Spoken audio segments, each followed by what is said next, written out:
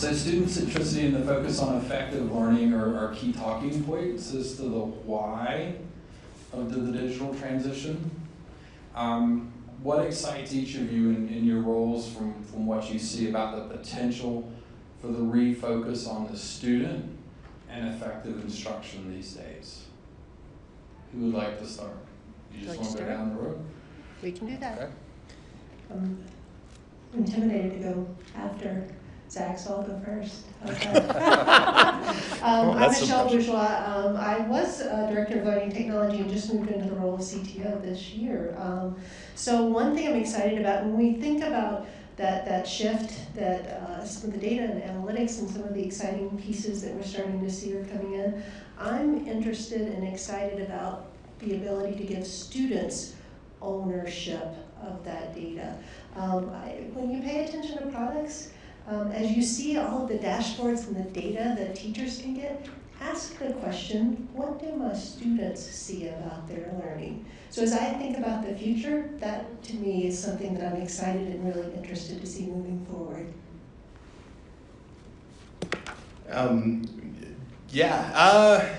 Student-centered. It's interesting. So Vanessa Rodriguez has a book called The Learning Brain, and talks a lot about the difference. If students are at the center, then where is everybody else? And so I think schools are inherently systems of people. And so if we put students at the center, then we run into the pieces of burnout. We run into the folks losing time, losing their families, all of those kinds of pieces. And so reposition, I don't know that I like student-centered in that particular sense. But instead, let's put learning, let's put the verb at the center, right? And so Richard Elmore talks about the instructional core, which comes from David Hawkins' I, thou, it, right? So there's the teacher is in relationship with the learner, and the learner and the teacher are in relationship with whatever that content is to be learned. So are all three of those pieces learning? Is the question I would look at, right? So we are dealing with traditional publishers, traditional creators of content, and that in the past, because it has been stayed, even when it's gone digital, hasn't learned. So it hasn't been upgrading all the time. We bought a license for a thing, and that you can't get the newest version until that license is up. So the content has not been learning, and if we're only worried about the students learning, then we miss the adults in the system doing the learning as well. So student-centered, I think, only asks is one element of a system learning, and all of it needs to be moving forward. I'm Dan Morris, and I'm the director for a group called Colorado Digital Learning Solutions, which is a statewide project to bring supplemental, and I always hate to use the word online, but online courses to districts all over the state, so all of your districts are eligible to take advantage of that. I also work at eNet Learning, which is the BOCES group, which works with small rural districts, so that's the context that I come from for the most part, and you've heard that a couple times. When we talk about student-centered learning, I'm the most excited about some of the work that we're doing right now, and it's not just about student learning, it's about student options. It's providing students incredible options and opportunities that kind of float their boat. That really is important. And what I see happening statewide, because of the state-supported supplemental program, we have districts now offering students opportunities that they never would have had. And in all honesty, some of the big districts don't have right now. The smallest district in the state of Colorado has over 200 courses with Colorado teachers available in courses that are very hard for districts to provide. That really excites me. But one of the things that I'm excited about and I'm also concerned about is that we're kind of in this period where we keep talking about online learning. And for me, some of the districts are learning that online is not a place, it's a strategy to support student learning. And what's happened is fundamentally, the way we've talked about it in a lot of districts, is online is someplace we send kids, then we don't have to deal with it in the brick and mortar school. And some of the small districts are beginning to understand that that's not a reality anymore for them. I will challenge big districts. They're not quite there yet, but I really begin to see that movement, and that really excites me. Hi, I'm Christine Schein, a digital literacy specialist at the Department of Education.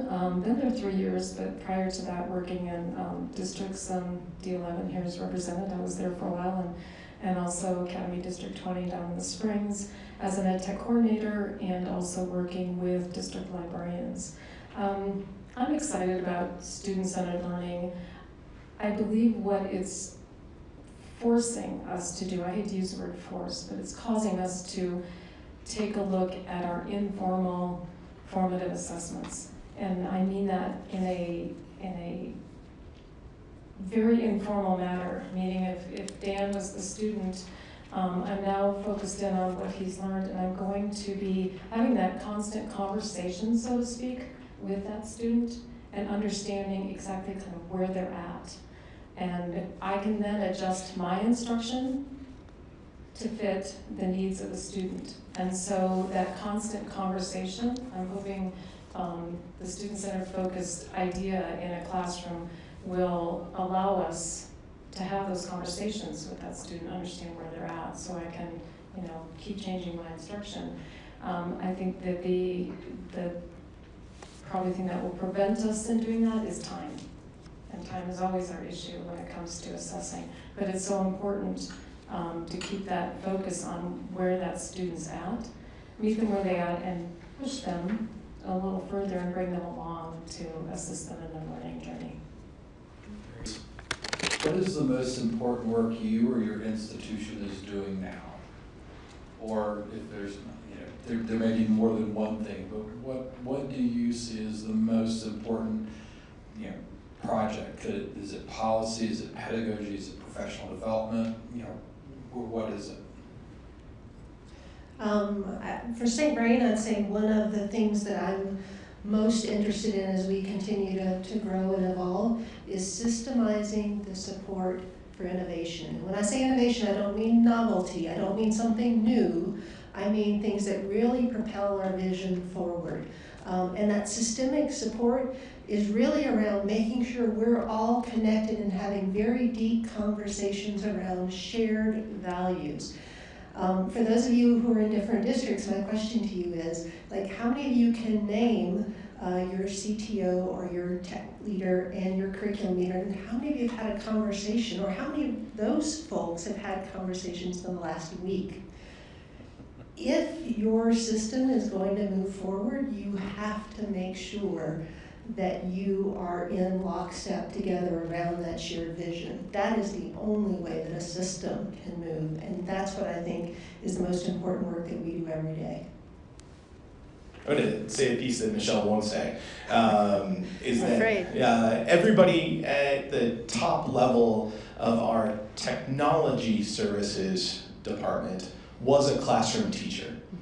Michelle was a classroom teacher, Patrick was a classroom teacher, everybody immediately reporting to those folks were classroom teachers, and that changes the conversation, right? The fact that when Michelle is making decisions that affect students, she remembers her own students in that moment. It makes a huge difference, and I've worked with schools and districts across the world where that is not, right? Where it is, I was a programmer, and now I am in charge of the infrastructure, and so I don't quite understand what you mean when you talk about classrooms. So I think that's another piece that is incredibly important. We're moving into a new design for secondary ELA. And that's a piece that I'm really excited about, because we're not approaching it as let's go buy some stuff, which is kind of what, no, I guess I'm done. Noted, all right. Wow. Those were brand new batteries. Brand new battery, I don't get it. All right, I got a teacher voice, we're okay, right? So in the past, that's been, let's go buy some stuff, and we look at the marketplace, and the marketplace has created what they have said that we have needed. We know that California and Texas drove that marketplace before Race to the Top and Common Core gave us some common language, for good or for ill, doesn't matter where you fall on that. And so what we're able to do now is look and say, we have purchasing power that is unlike the purchasing power everybody else has. What do we need? We start in the same way that we started with the learning technology technology plan and say, what do we know our students need to know and be able to do as language arts citizens, not just students, but as contributors to the world? What do we need those experiences to be? And then we get to go out and find the pieces. So similar to what Leilani was talking about, but I would say we challenge that a little bit and say, we also know our kids, right? Anything we purchase was built for millions of people. We don't have millions of people. We have a few thousand people that we need to serve. And so we're building systems that say, yes, we can buy that piece generically, but then also say, we are going to build the pieces that can be specific to our system, right? So there's a hybrid model there that we're trying to move forward with. Use the mic so we pick it up for the national.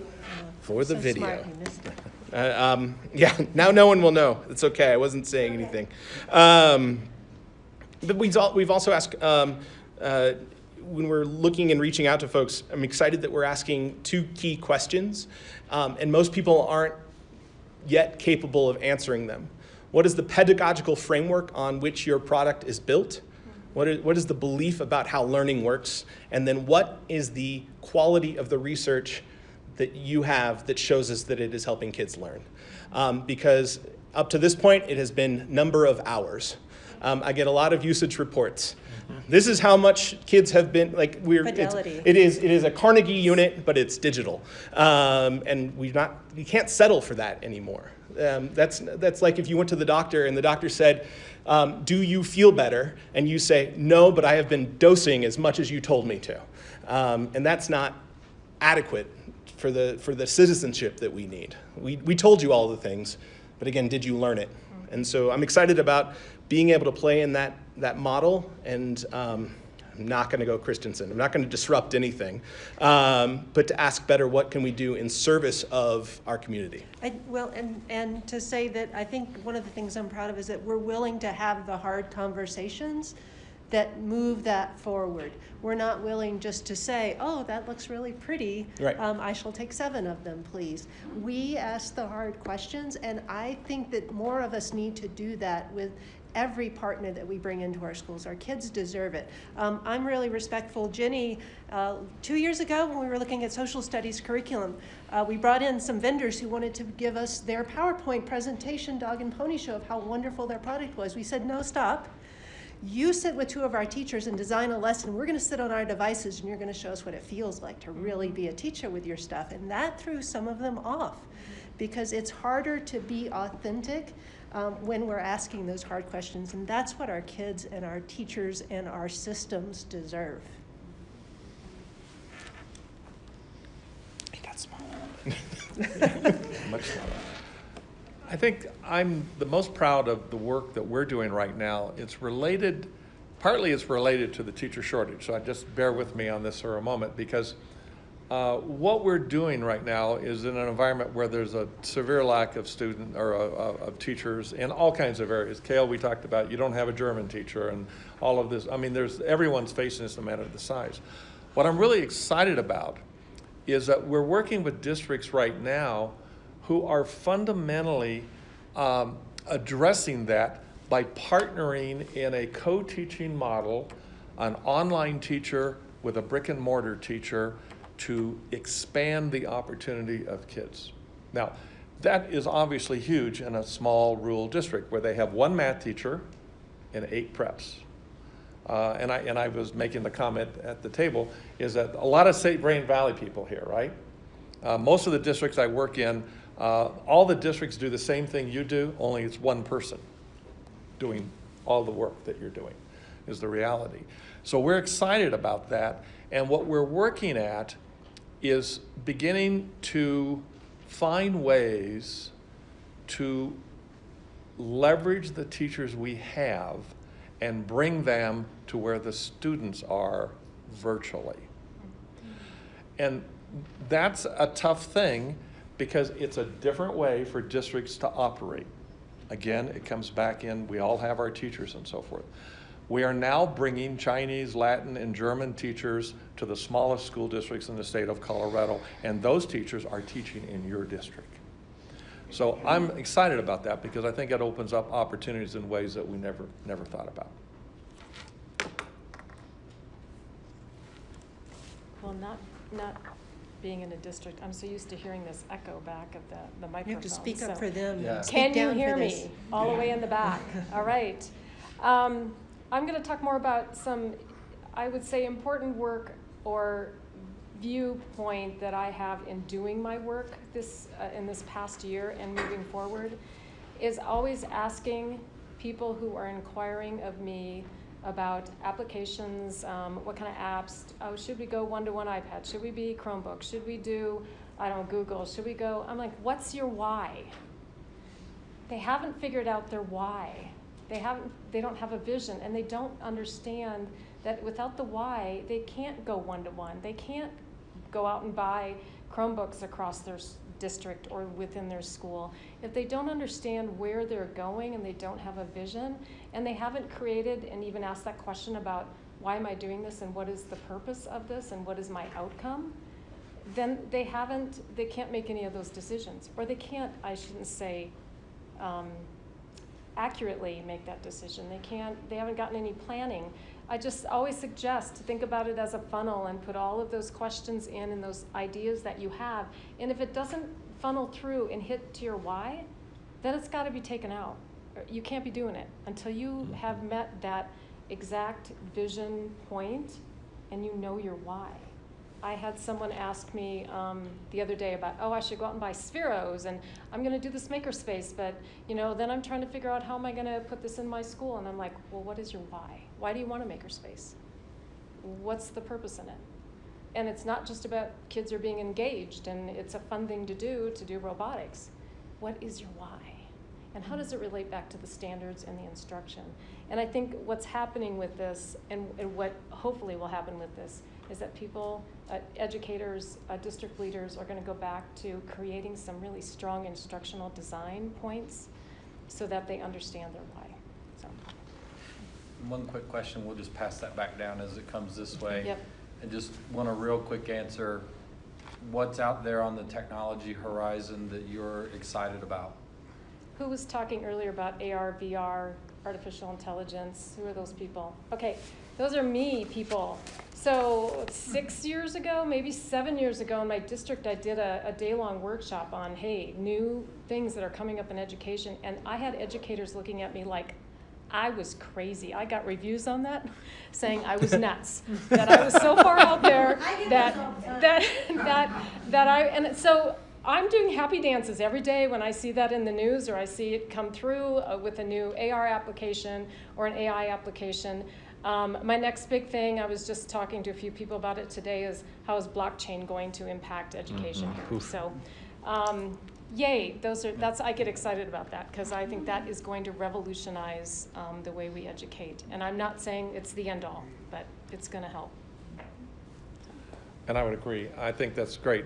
One of the things that I see happening, and this kind of goes back to, and I'm going to call out Florida Virtual and some of the other providers, I see them making some significant changes in how those courses are interactive for students. And that brings in lots of different kinds of technology that's exciting to kids. And I think that that's changing. We're finding lots of new vendors and we find courses now on blockchain, and we find courses on how to be a pilot and to do drone and all of those, and those are things that we're going to offer. I'm super suspicious. I'm critical of these pieces. AR and VR, this is not a direct answer to your question, but I'll get there, I promise. I worry that AR and VR Is this a rebuttal? A little bit.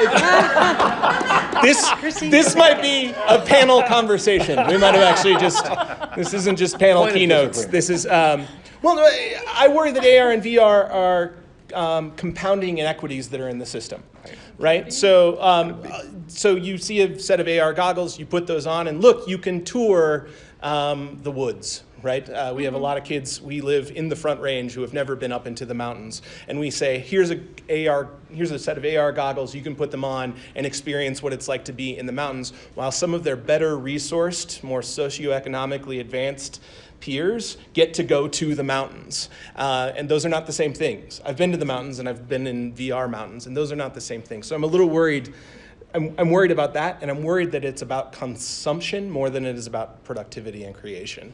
I agree. If we are setting AR up as look at where you can go versus where you can take people as a student, then that is incredibly troubling. I'm excited about teachers becoming more critical.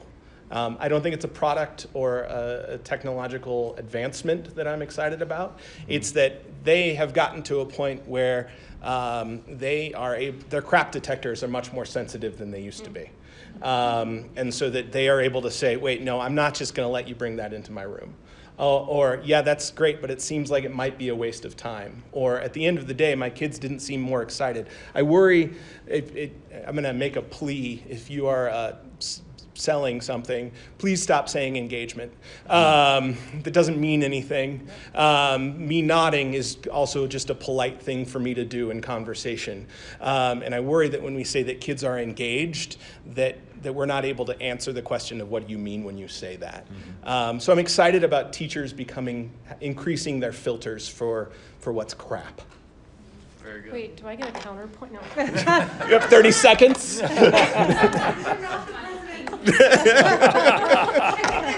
We will continue this afterwards. Yes. The thing that excites me with all of the fear in my heart is machine learning and artificial intelligence. They have such great potential to bring reams of data into an understandable mode, and they also have the ability to build on biases and unintended consequences in ways that we don't even understand.